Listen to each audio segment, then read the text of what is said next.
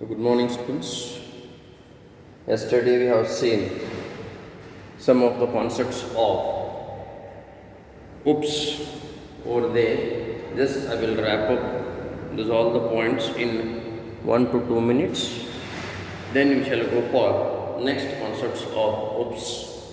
So, previously from Monday we have started your class. Within that one you have known what is meant by fundamentals of oops, paradigm, how the organization of data and functions will be done, and basic concepts of oops. Till yesterday I have completed with objects, classes and message passing. Objects are nothing but called as a runtime entity or real-time entities. Classes are the part or which are used to create the objects, and message passing is nothing but the information which is going to be sent from one end to the other end. We can call that one as messages. And this is how the objects will be accepted, then the classes, then this is a message passing. Today we will start with the next statement that is called as abstraction. Abstraction is a representation of necessary features without including the details or explanation. What is meant by abstraction? What is necessary? What is important? We can accept those all the informations without going with detailed explanations. For example, if you declare a variable called as int a is necessary, writing the comment for that one is explanation. So, int a is used as an abstraction, and whatever the comments you are going to write, that it all not going to access or use, we can call that one as without including classes, class details or explanations. Within that one he is going to say some words here. Classes uses the concept of abstraction and are defined as a list of abstract attributes and functions to operate on these attributes. Abstract attributes are the object datas. Abstract attributes are nothing but what? The object datas, and those all the object of the data can be accessed or can be operated through functions on the particular data objects. We can call them as an abstract attributes. And data abstraction is a programming technique that relies on the separation of interface and implementation. What do you mean by interface? You are going to have over there in the next statement. And what do you mean by the implementation is also present over there. We shall see now. What he is going to tell, data abstraction is a programming. Programming means you are going to write a program. Program stands with what?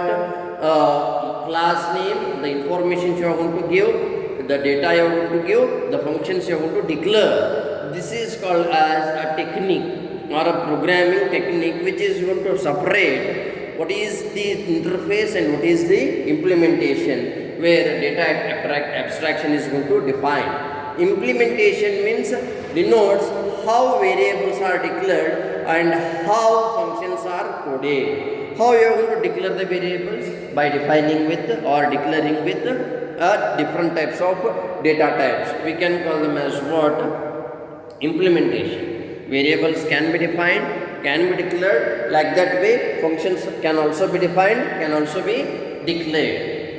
It is through interface. A communication is sent to the object as a messages. Interface means communication between data through functions from classes to the different types of objects. We can call them as what? A interface. Implementation means declaration and interface means communication. Keep in the mind, implementation is a word used for declaring the variables or functions within a program through the class, and interface is nothing but a communication which is sent as an object through a messages. So, he is given with a simple statement here. Keyboard is one type of abstraction, and as well as remote is another example has been given. When you press a key on your keyboard, the character appears on the screen. You need to know only this. But how exactly it works electronically is not needed. Yeah, he is going to say some information here. What is the work you are done? That is necessary. And how it is going to work? It is not necessary for you. We can call that one as what? Data abstraction. I am going to press A in a keyboard and it is displayed on your screen. I am going to press what? A on the keyboard and it is going to display on your screen is important. How electronically it is going to work, it is not important for you. We can take a simple example of a keyboard. Then the same example he is going to give here. When you use a remote control of your TV, you do not bother about how pressing a key is the remote changes the channel on the TV. You just know that pressing the plus volume button will increase the volume. Here also a simple example he has been given, that is, if I am going to press a volume button plus symbol, it is going to increase the volume, but you don't know how electronically it is going to work. So, how electronically it is working, we are not bothered about it, but plus symbol is used for increasing the what? Volume or TV sound within the TV. So, these are the best examples of your data abstraction. You can take a simple example without reading how you can write an exam. How you read, it doesn't bother, depends upon the mindset of different people. How you read doesn't matter, but reading is important. That is also one type of a simple example of your what? A abstraction.